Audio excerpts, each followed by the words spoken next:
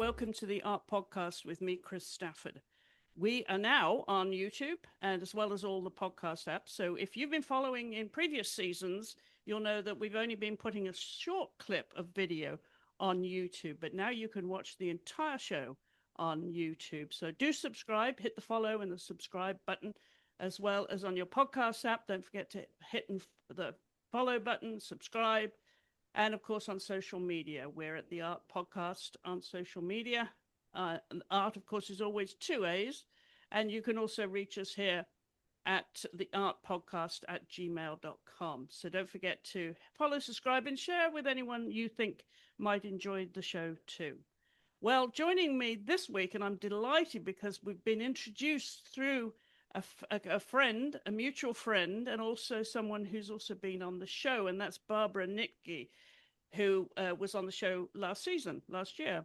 And she introduced me to this wonderful lady, this Austrian import now living in New York, but via the West Coast as well. You've been all around. Katherina Olschbaur, thank you so much for joining me on this week's episode.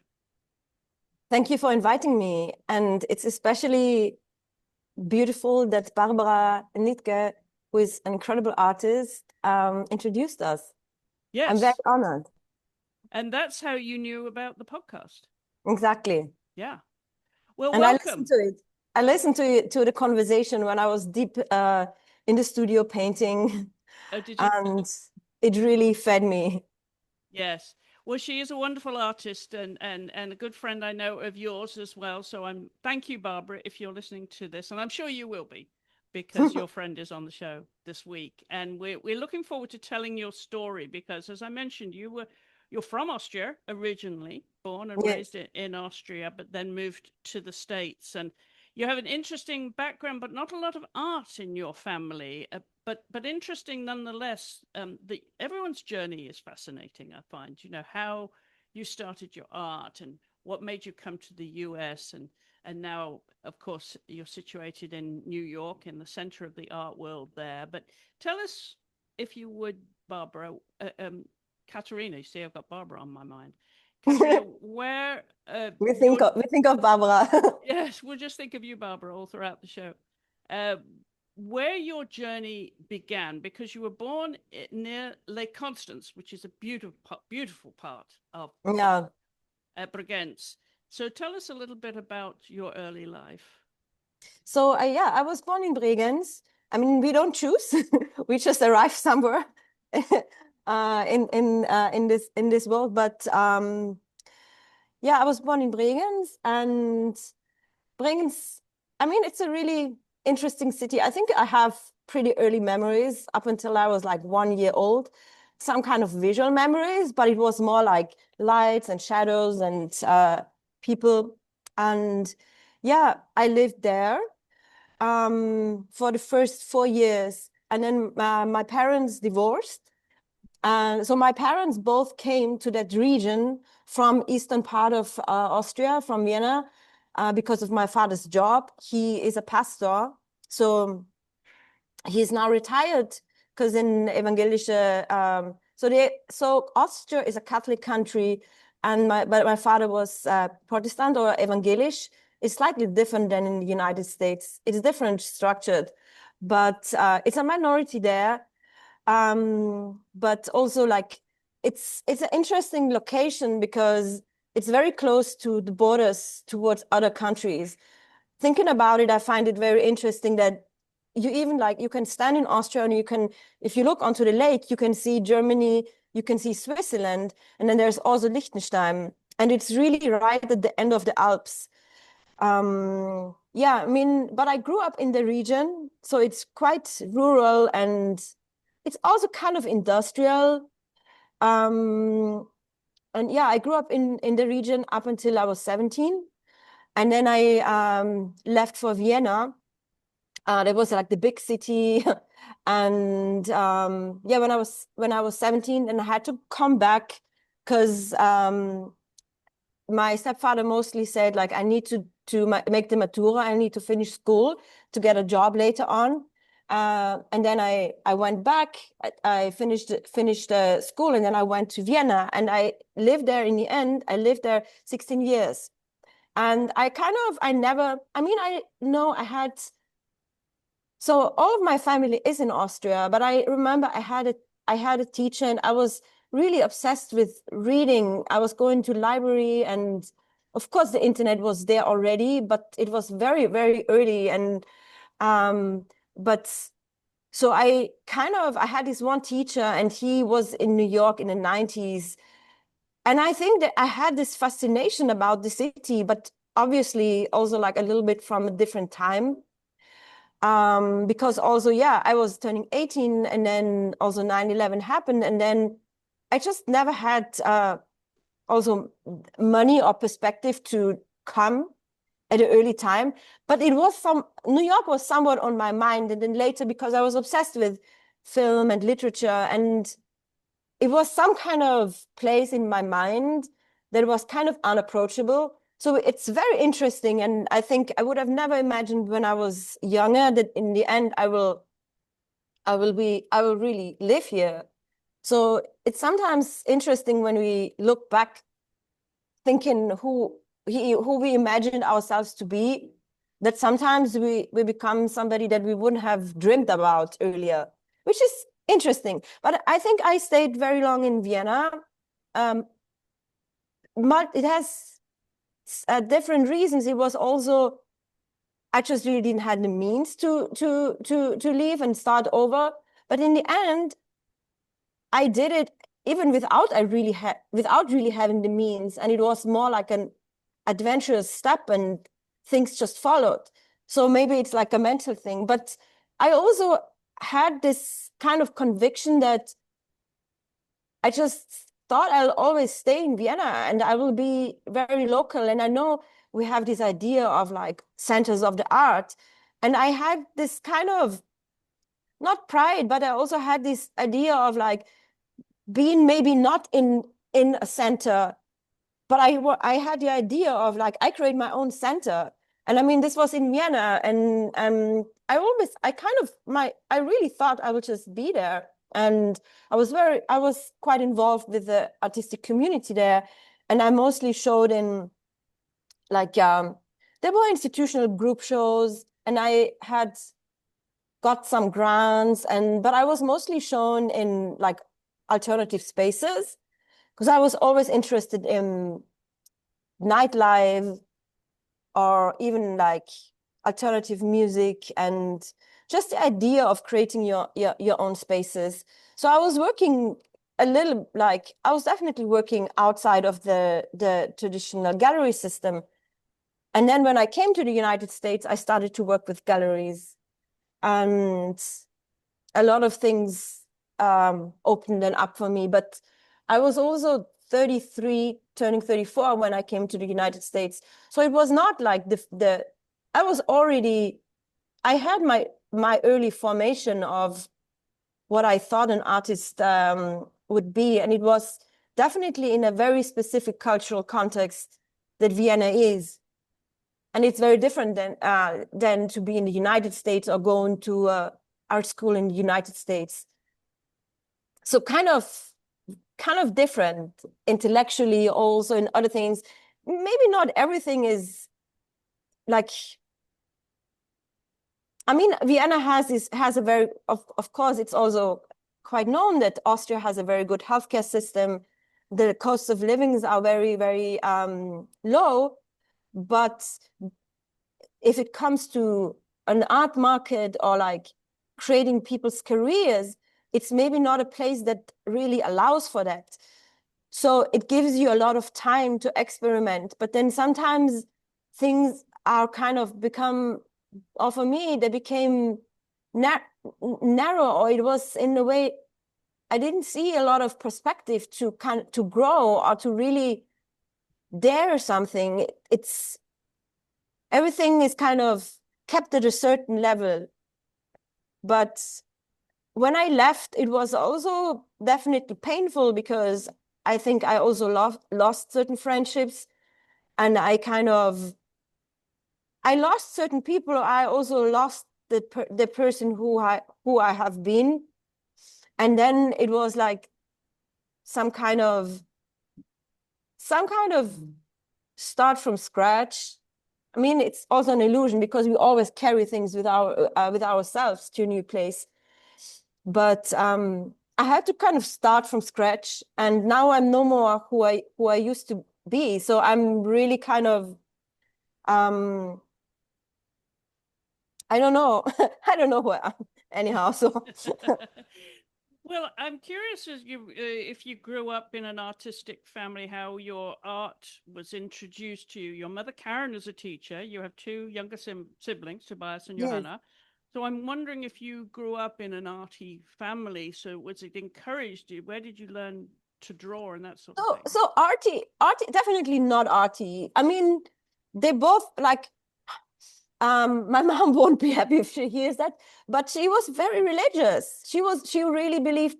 She was very, very religious. My father is a pastor who is the leader of a church, and I grew up in this church surrounding. So especially also because my parents divorced, and then I stayed with my mom and her second husband, and my sister also. And then we always visited our father in the weekends. So when he had the ceremonies, so we really didn't see him.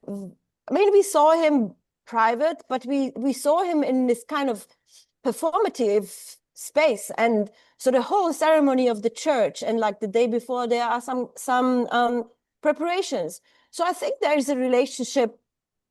There's theatricality, the whole performance of the rituals, and then there is mostly music. It's like the organ. My mom used to play the organ when they were still when she was still married to him. She was definitely like, she had not really another existence, very little existence outside of being the pastoral wife. It's very patriarchal also. And then she stepped out of the church. So I think visual, like, it was not so much visual like culture, but it was a lot of music. I mean, a lot of definitely church music, but also, and I still really, I mean, I'm very critical towards the church as institution. And later on in my 20s, I stepped out of the church. I signed off, and I'm just very critical towards institutions in general. But I think if you look at the Protestant culture, I mean, I don't know, Bach was Protestant. So I grew up with a lot of old music, a lot of classical music, but not as something that is somewhat high culture. It's just something so normal. I grew up with Baroque music, even like with some kind of medieval music. And there was not, but I remember there was one, like later on when I was like maybe 8 or 9, there was one English radio station in Austria that it was actually only in the evenings. And then they had like some techno, and they had some club music, and of course it was hip hop. And it was because we were not officially allowed to listen to that kind of music, but I really loved it. I was obsessed with it. I had this little recorder, and I was listening to it, and then I was trying to make tapes. So I think I had a very even if I can't sing very well. I'm not very kind of talented in any kind of musical way, but I was obsessed with music. And I think music, because I had a very strong imagination, I would draw as a kid, and I think I would start to draw really dark and violent images, especially after my parents divorced, because I had pretty crazy nightmares. And then, I mean, bringing back the church, the Old Testament has pretty violent imagery. And I think because there was these religion courses that we had to take, because the region where I grew up is actually quite conservative. It's very Catholic. So you really have to, there's like a cross in the school. And so you have to really learn all these stories. And I mean, the Bible is full of drama, and it's very violent. So I would just draw all these people burning and like saints suffering, cut off limbs. And I think my mom, they were all very worried about me. But I think it was just, I don't even know if they sent me to like a doctor. I don't actually think so, because I think back then there was not so much knowledge or talk about, unless you are seriously like have a psychiatric illness, people didn't really care so much about it. I was depressed as a kid, so I think I actually really have had clinical depression, but I think I always had this really strong imagination. So I would draw these like more violent things, and then I would draw like ideas of paradise.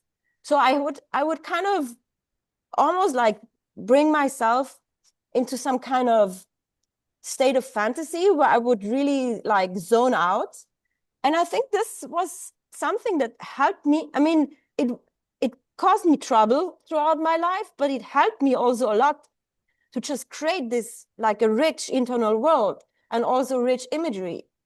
So I have to say there was no idea of like how to be professionally or artist, or even like in this, because my family, even later on, it's still, even if my mom she's a very strong person, and she stepped away from so many things, and but I think it still also has been a very kind of patriarchal family, especially when we grew up. So I think, I mean, we're confronted with the patriarchy in a lot of other, like even like in like the art system everywhere. But I think I just really had to learn a lot of things by myself or out. So I had strong figures outside of the family, outside of my blood family, that gave me some kind of ideas of like how to move in this world, how to be strong and everything. So I think I found that in literature, and then later I found that when I met people, artists later on. And I think through relationships or through friendships later on in my life, in my like late teenager time, I kind of started to connect with people who have art backgrounds in their families or who are artists themselves. So it was part really people I imagined, and then later on people that I met that kind of gave me this idea of how to be an artist. It sounds as if the art became an important outlet for you to Yeah. cope with the religious background and your family being separated in that way. How do you feel now the divorce affected you?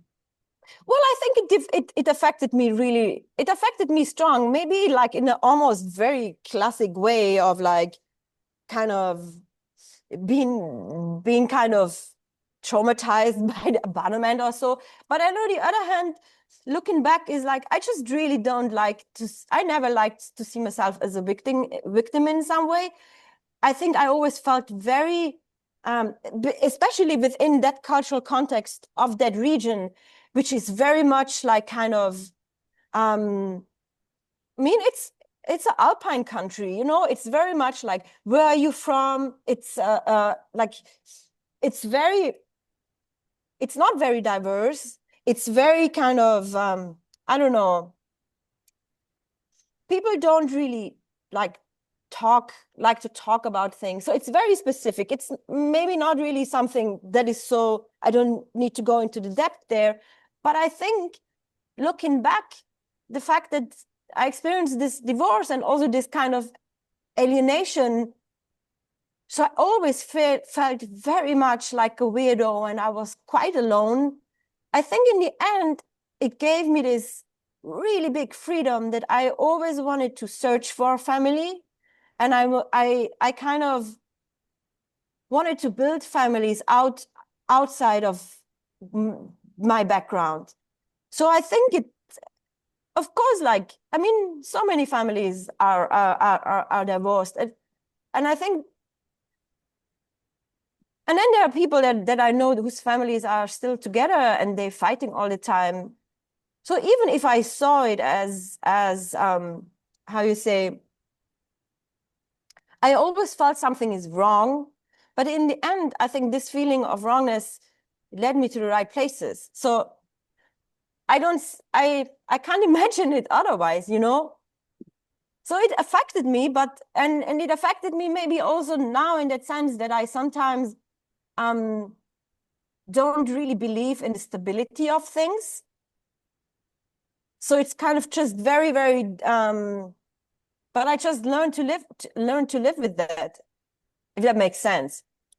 You mentioned there your early drawings were very dark, very religious, Yeah. very dark. And now you've transformed into this very colorful world with your art. We see it behind you here. If you're watching on YouTube, you'll see some beautiful artwork behind That's my Katherina here studio. in your studio in New York. And also you wear bright colors. I'm interested in how your art relates to your personal life and your choice of clothing, fashion, colors, interior design. Is there a synergy there between your artistic world and your personal choice of color palette? Well, breaking it down to like, if you want to bring in the church, obviously, in that cultural in that culture, like bright colors is even like something that's seen as dangerous. But I don't know, for me, color became extremely important in my work. And I think it took me also a very, very, very long time to understand that and to really understand. Like it took me very long. I think I only realized that when I left Vienna, because I think Vienna doesn't have a very strong relationship to color, but it's something like an emotional quality that color has, but also spiritual quality that it's something a little bit out. It's outside of language. It affects you on a level that doesn't require language. It's very immediate, and it creates some kind of physical vibration. It sounds very hippie, but yeah, I think so. So if I was to visit you at home, would I see a very colorful interior design with your fabric choices, your decoration? And not so much. I think not so much. I think I don't know. I haven't really so fully settled down. I think I have the idea of at some point having a place where I live, and then I have my friend's art, and where I really, really have make all these choices to live. It's still now kind of have a very small place, and I really spend most of my time in my studio. And there, because I have all my paintings here, I don't even need to think so much of interior design. You mentioned that you had stepped away from religion per se, or organized religion, and yet your paintings might be considered to hold some form of spirituality. So where does spirituality in itself live in your life now? Well, I think that a very central aspect of my work that also speaks about the beginnings of where I really started to think is like the idea of the rebellious bodies. So these are the figures that I create. They are just rebellious in themselves, because even the depiction of the body or sensuality or sexuality was in a way something that was and is censored in such a strong way. Also the agency of these bodies. But I think the spirituality in that sense is that I think I have this very kind of strong need in myself to destroy things. Even like I have a very complicated relationship even to creating beauty.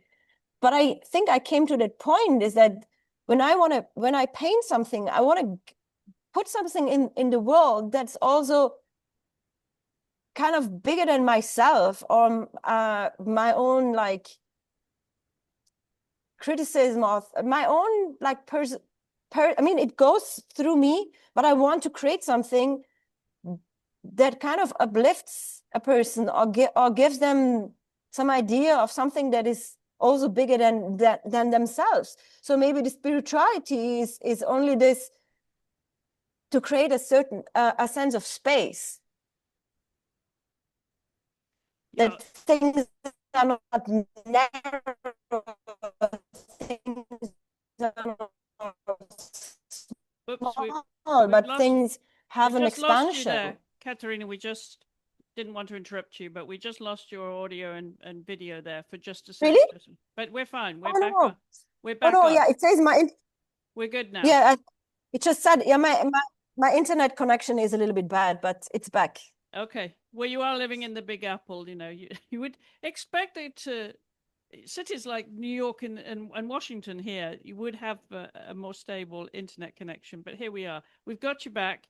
But you know, we were talking about spirituality there. I think also those early influences you clearly had. I'm curious, who was impressing you when it comes to artists when you first became artistically aware? Because being in Europe, you were exposed, of course, to so many different cultures and art cultures, and, you know, French and Italian and German and Austrian and so on, and Eastern Europe.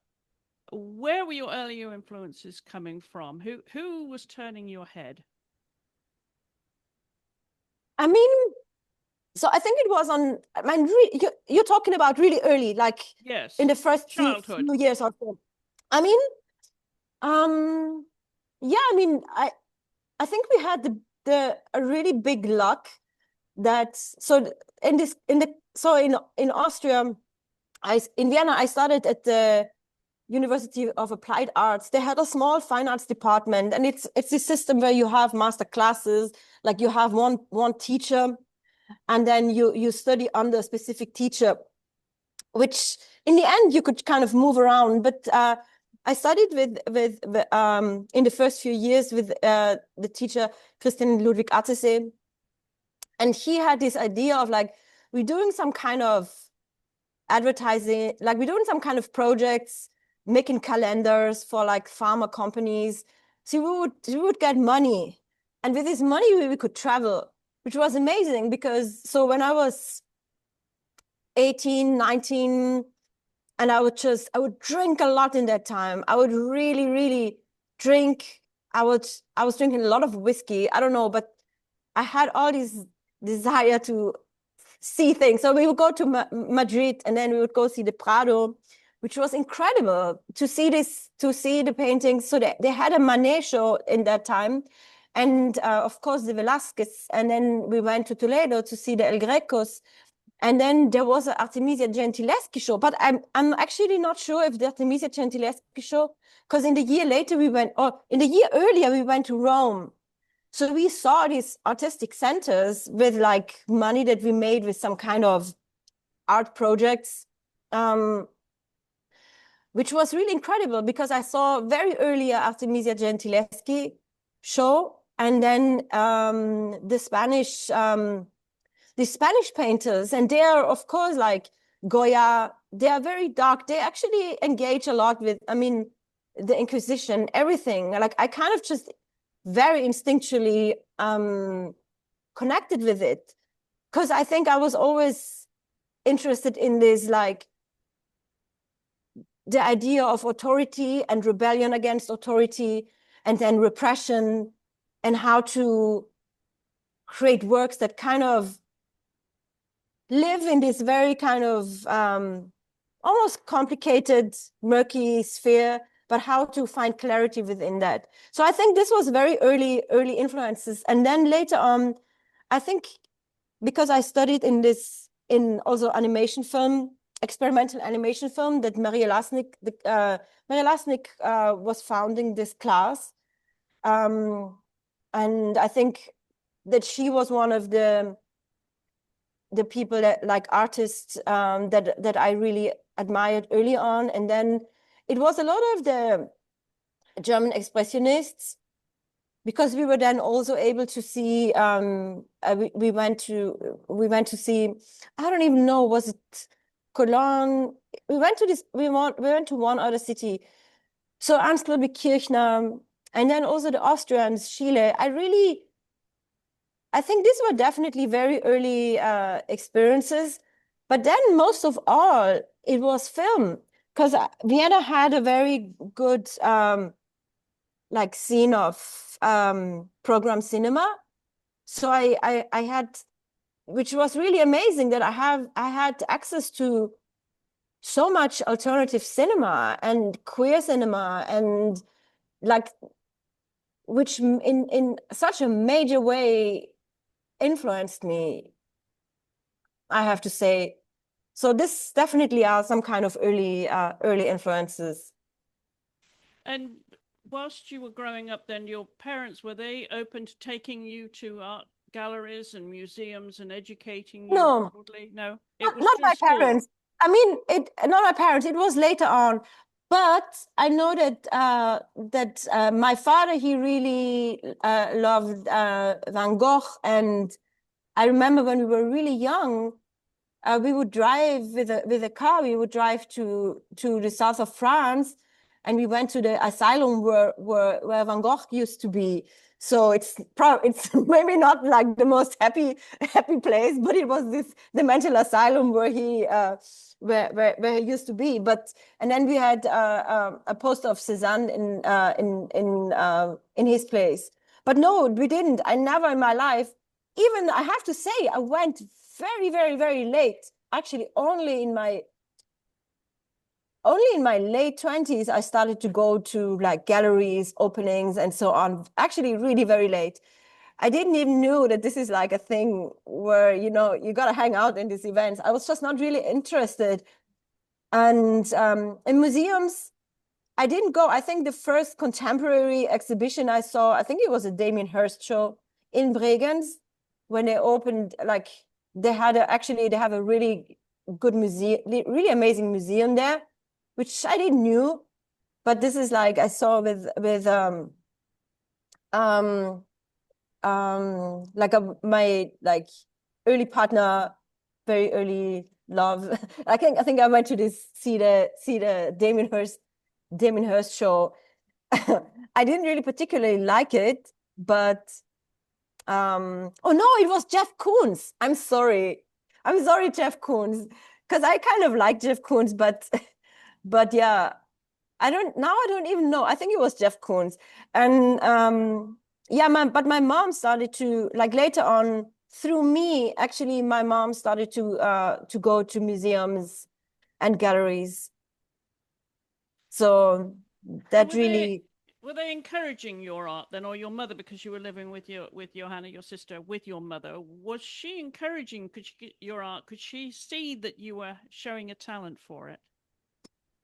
Well, I mean, I started to paint only when I was a teenager, and I was a very troubled teenager. So my mom was really worried about me. She didn't really, I don't know. I think she was very, very worried that I could even like live live a life. Like, it was much more basic. And then because I also just really, I always, like, at a very early point, I mean, I sold my first artworks in the train when I was like from Vienna back to the region. So I sold something for like it was like maybe $5. Like, if I just sold something. So I thought, I'm gonna be able to make it. But obviously I didn't make money with this for a very long time. I mean, I always sold work. I always had some sort of income, but I was like definitely poor for most, like, if you compare it to other things. But I think she was generally, I think they just knew I had my own head and I had my own will to do this. And I think they were not against it. They were worried that I didn't find like a proper support for a long time. So they were very worried about in that sense. But they were also never kind of, thankfully, they didn't really understand what I do. And I also didn't really tell them a lot because I think I was just always hanging out with people where I'm sure that I think my mom would not have been happy. Like, I don't know. It's just like, I don't know, pretty druggy, like just probably not people that my mom would have been very happy. But I don't know. Sometimes I think like the art world or people who buy art, sometimes it's such a like a murky, weird sphere, especially a lot of like strange male energies. I think especially when you're a very young female artist, it's always like a lot of weird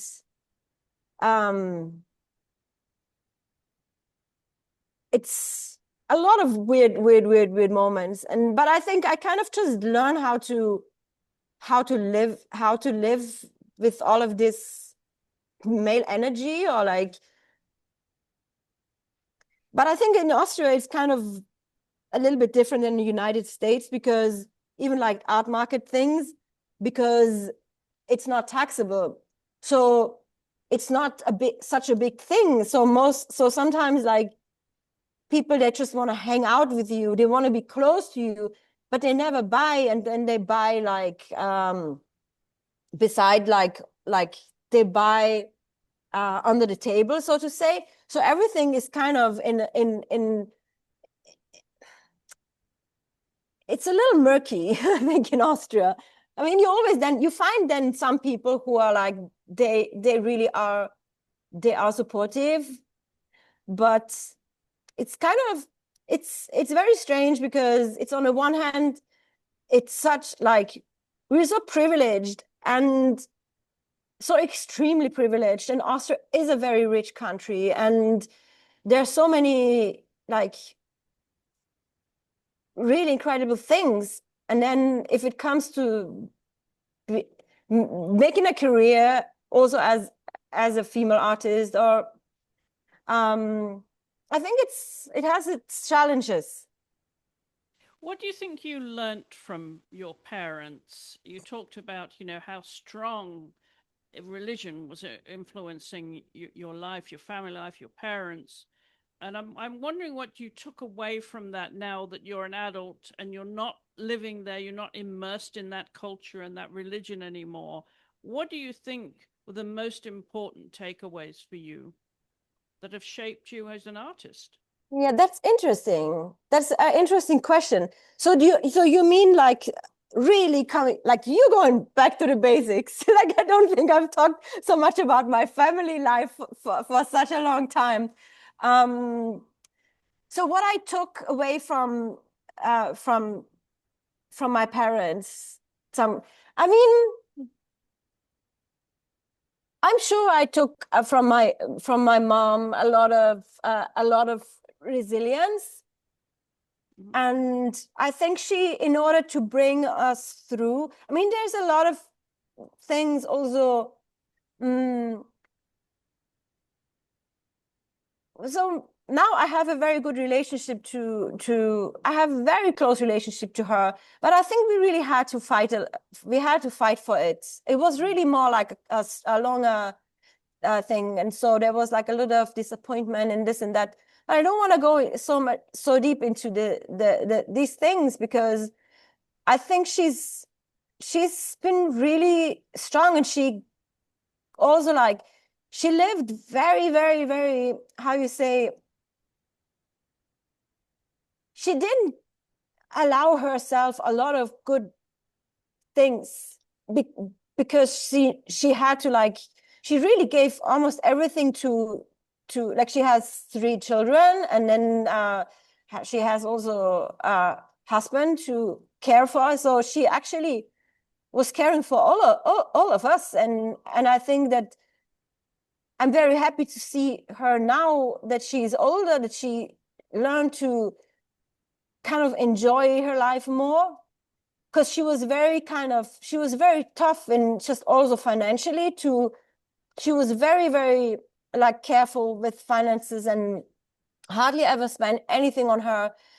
And I think, and even like my grandmother, she also was able, I think what I learned from them is that even if there is not a lot of means there, you can kind of create you can create amazing things, and you can create an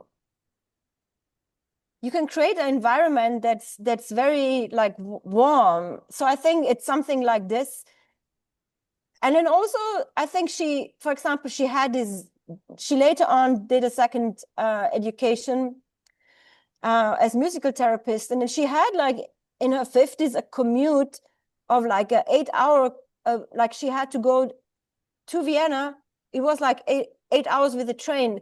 So she had a really long commute.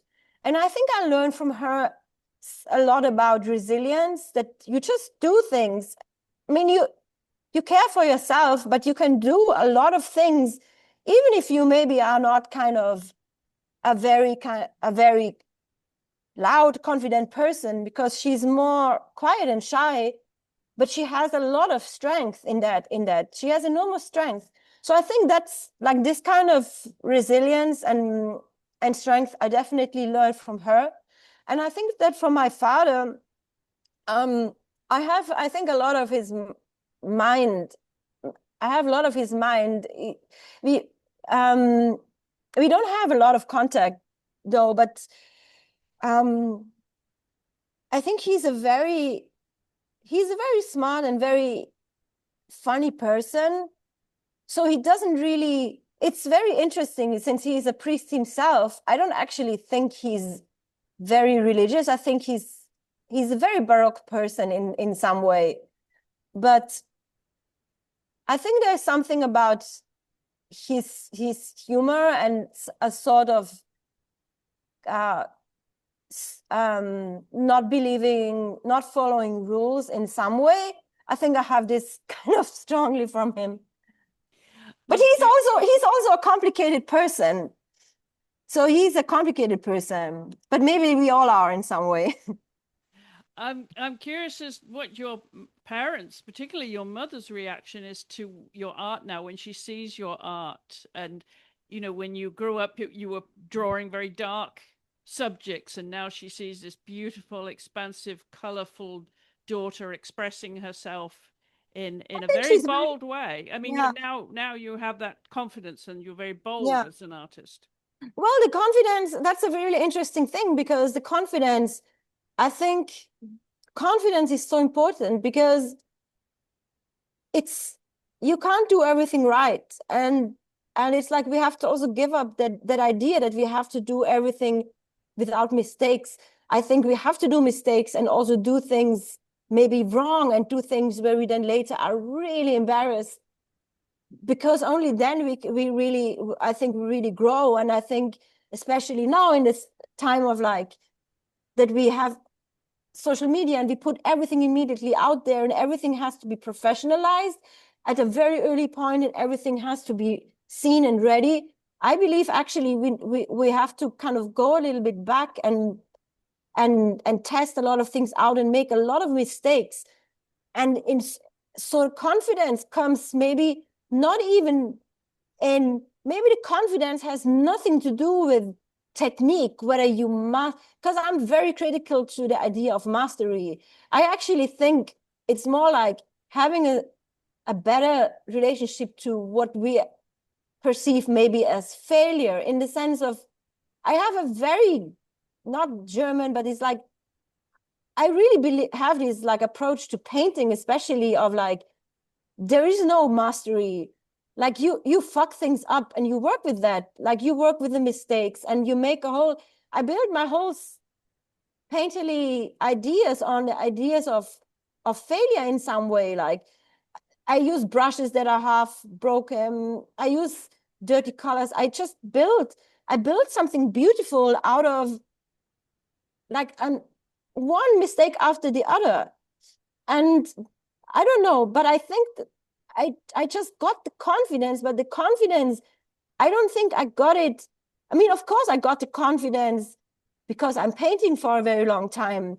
And I painted for a very long time without some kind of traditional, I mean, I had a career, it was very local, but it was not kind of, I think because I painted for a really long time, also for myself, and especially I also had a addiction history. So I had a very dark, like I had very difficult years, but I think just overcoming certain things and gaining like some sort of freedom within my own practice and also as a person within myself and being less judgmental, I think the confidence just grew.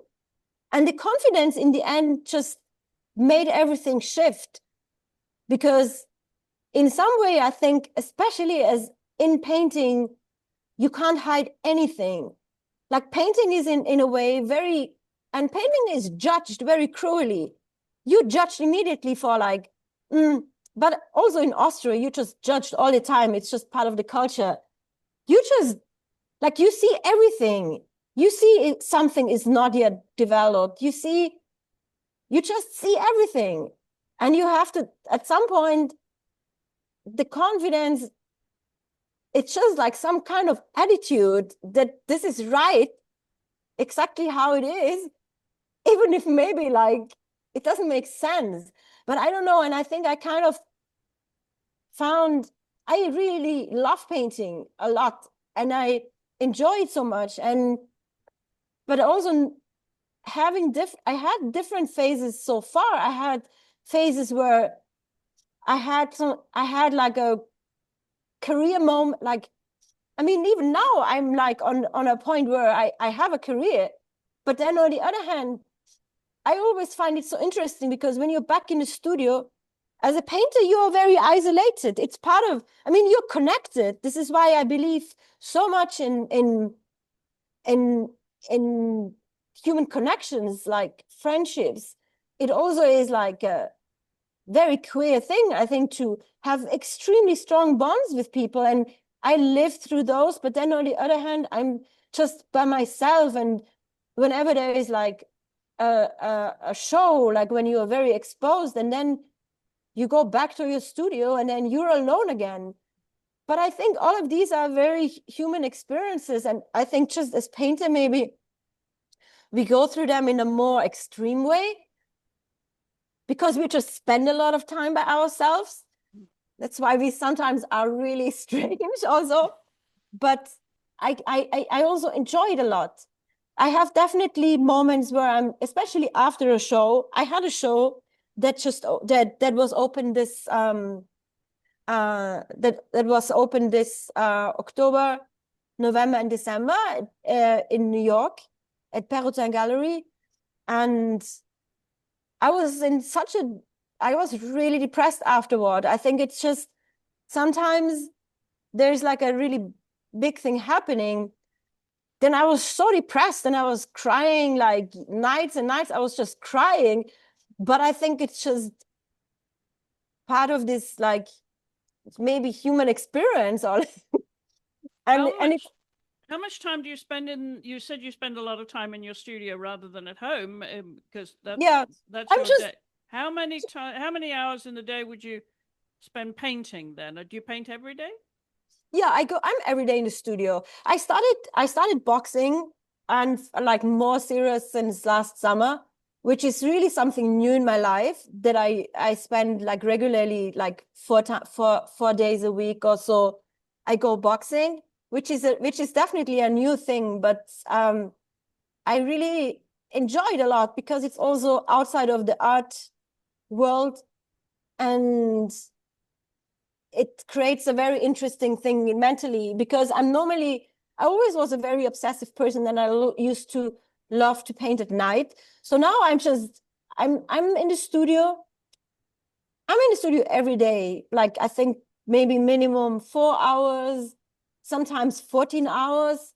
But I try to not overdo it, because you're not painting for 14 hours. It's just, I work mostly on a lot of things at the same time.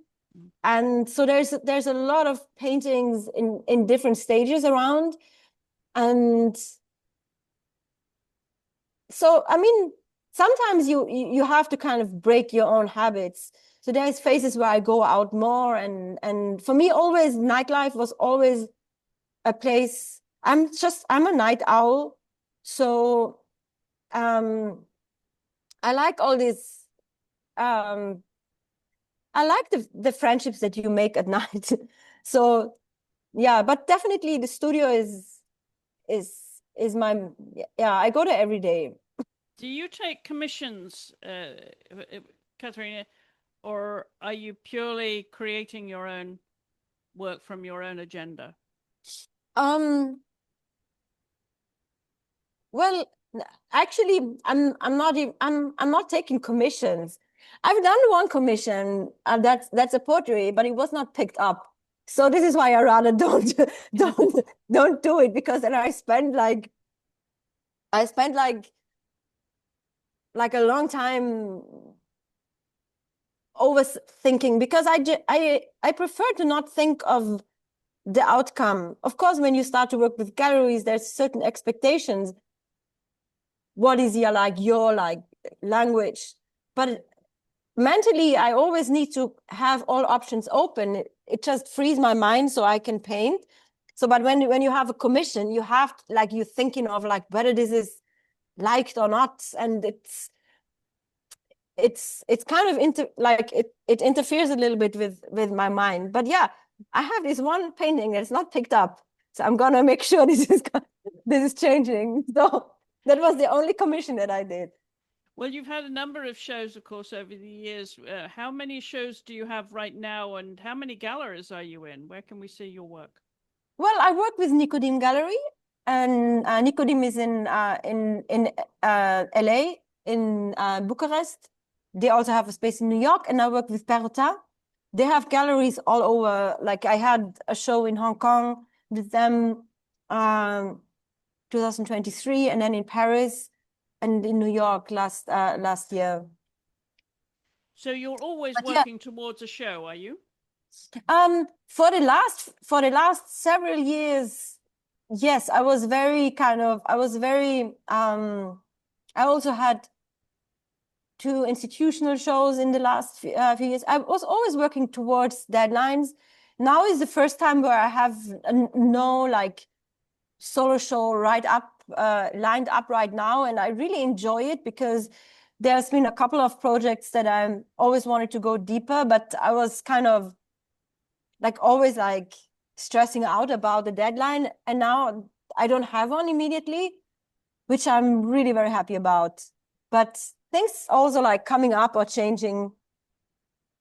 How do you, at the end of the day, then, because it sounds like you have a very busy mind and very creative mind constantly, do you pick up a book at the end of the day, or do you listen to music? How do you unwind before you go to bed? I actually really I read in the end of the day. I read. I always have like I mean, I have some books that I have in my studio, and then I have a book that I read when I'm in bed. So now I read this book about the Wilde Wanda, which is the first female pimp in Vienna. She's a wild one. And I read it's a very Austrian, it's a book in German that I'm reading now currently. And yeah, it's a lot of fun. And so, but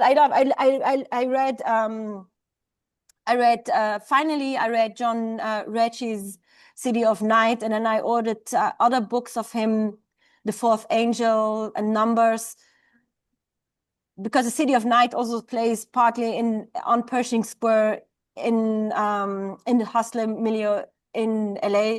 I mean, it's a really incredible book, and it's a quite thick book, and I had it. It was a gift of a friend of mine, but I had a hard time finishing it. But now I really try to carve out the time, because I also used to kind of just be awake until I'm so tired and then just fall asleep. So I try to carve out a little bit of time and really read the books that that I want to read because there's so many. So I think unwinding I do with I read. It's the books. And you mentioned earlier that films were very important to you, and you're influenced by films. Your art is influenced by films. So what genre of film do you enjoy, and when do you find time to watch films? It's like, yeah, as I said, I'm very I love really sad films. And then it's like a lot of queer underground films, even like from the 80s, 60s, 70s, New York. I mentioned Ulrike Oettinger many times as like a really, really big influence. And even like Fassbinder has been a really, like there are films I always come back, and maybe they have all a certain melancholy, but also imagination. I mean, I should, yeah, I should actually go now. I should go more to the cinema. But there's always like a lot of like underground film programs.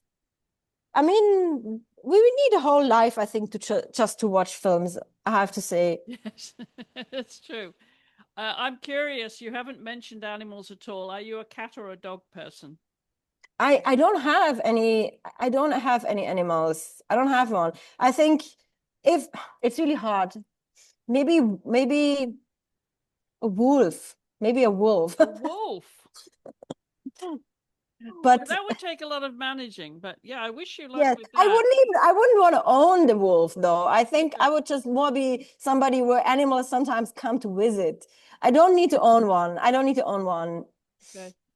Cats are nice to look at because they're really independent. Well, we didn't talk about cooking yet, but we're going to come to your dinner party guests now. And I know you've given some thought to this. Yes. Who you would invite. You have 6 guests that you can invite, living or dead, to a dinner party. And then we want to know what you would cook for them, because you haven't mentioned cooking and whether you're interested in cooking. Are you interested in cooking at all? Are you a chef? I forgot to think about that, but yeah, I think I would make I think I would make a really nice beef stew with a lot of red wine. A lot of red wine. Okay. But yeah, so it's a dinner party of 6 people. Of course, it's more. Of course, in the end, it's now 9 people. Always parties need to be crashed. So I think the list of artists, living or dead. So it would be a table, and the guests are Leonore Fini, Anthony Bourdain, Amy Winehouse, Grace Jones, Julie Dash, Rainer Werner Fassbinder, Artemisia Gentileschi, Cookie Müller, and James Baldwin. Well, that's a huge group there, and that's going to be a very, very busy table, and a lot of conversation, a lot of different conversations. What would you? I mean, would you come to that party? Obviously, concerned about feeding everybody and making them enough of that beef stew. But do you have conversations in your own mind that you'd want to have with any one of these? And why have you made these choices? Let's talk through them and why you want these people. I mean, obviously the list could also be much more bigger, but I think they're all people that either I think that their work is incredible, or I think their minds are just incredible, and probably it's like from very, very different times. I don't know if like Anthony Bourdain and Cookie Müller, I mean, I don't really know if they would. I mean, I don't even know Amy Winehouse. I have no idea if they would even get along, really. But they're all people that have a really important place in my life. They're either their literature or their art, or their how I would it's just a person that I would just love to meet. Yes. So I would love to have a conversation with each one of them. But then sometimes I don't know so much about Leonore Fini's personality. I also don't know so much about Artemisia Gentileschi's personality. So I think it's not, I mean, Cookie Muller, I think her person, I mean, I've never spent time with any one of them. I don't know how it's in reality, but I think these are all people I would love to have a conversation individually with them. And since it's a party, let's just bring them all together. You never know what the outcome is. Well, once you're seated, who's going to sit immediately to your left and right? I think I would first just let them engage. I think I would be really nervous because of all of them there. I would just probably always be in and out and just like bring the food and try to like put on the right music. I think I would just be really nervous. I think I would like stand a lot up. But let me think, who do I want to sit next to? Maybe not next to Rainer Werner Fassbinder. That's a tough question.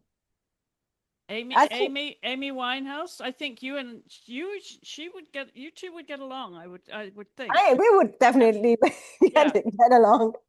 Yeah, maybe next to her. That's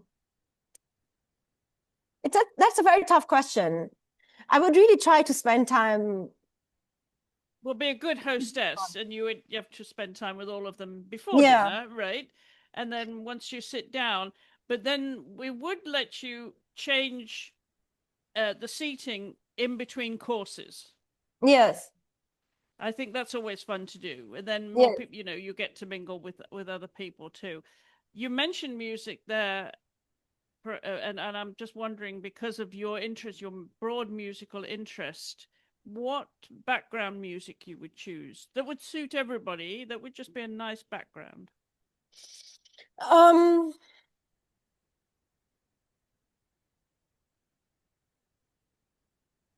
I think it would really move. It would maybe start with some jazz, then it would be soul. It would be I don't know. I think it would probably really go to quite a lot of genres throughout the day. I mean, ideally, my dream is ideally it would be that then there is maybe a piano or like, and then people would start to play. So ideally, we had some live music happening. I love that idea. That would be awesome. And right at the end, when people get to the brandy and the port stage, you could ask Dame Judi Dench to recite some Shakespeare for you. Yes. How would that be? Yes. I'm wondering if you would have a dessert, though, because the beef stew is very heavy. Would you have a torte of some sort, some Viennese torte? Yeah, I would definitely have a Viennese torte. I would. Let me see if it's a Sachertorte. Maybe it's a Mondtorte. Something really simple and. Yes. But yeah, you have to have that. Yes, I think so too. It's a fun party. I'm going to be a fly on the wall to that one, Katherina, for sure. Come by. Thank you. Well, thank you so much for taking time to come on the podcast, and remind everybody how they can find your work online and on social media. What? So your website and how they can find you on social media. Oh yes, I mean, yeah, I have Instagram that I haven't been on it now for like I try to be less on it, but I'm still on it. And then I have a website, and then I think the galleries have some good like bio and things. So it's out there. Yeah, KatherinaOlschbaur.com, and then I think on Instagram you're @Kat_Olschbaur. Is that correct? Yes. Okay. Super. Well, we'll put a link in the show notes as well. We'll also put all of your dinner guests. We'll put those in the show notes, and we're also going to have a list of your favorite female artists that you're going to send to me, because I'm sure there's quite an interesting group of female artists and whose work that you admire and you would want to promote too. Yes, I will send you that. Wonderful. Katherina, thank you so much for taking time to come on the podcast. Thank you. That was beautiful. Good, good. Well, thank you for listening. I'm sorry? Very personal. Very personal. Yes, we tend to go that way on the show here. I think I did warn you. It's fine. I agreed to it. You I did. was ready. Well, thank you again for being so open and sharing so much of your personal story. And thank you for listening. And of course, don't forget, if you're listening on your podcast app, to jump over to YouTube and watch the whole show there, the video as well. And you'll see this beautiful art behind Katherina that's on screen here as she records this from her studio in New York. Well, I'll be back in 2 weeks' time. Don't forget to follow us on social media at the AART Podcast, Art with 2 A's. And of course, we'd always love to hear from you. If you want to drop us a line and you have any suggestions for guests, that's the artpodcast@gmail.com. So until the next time, my thanks again to Katherina and to you for listening. Goodbye for now.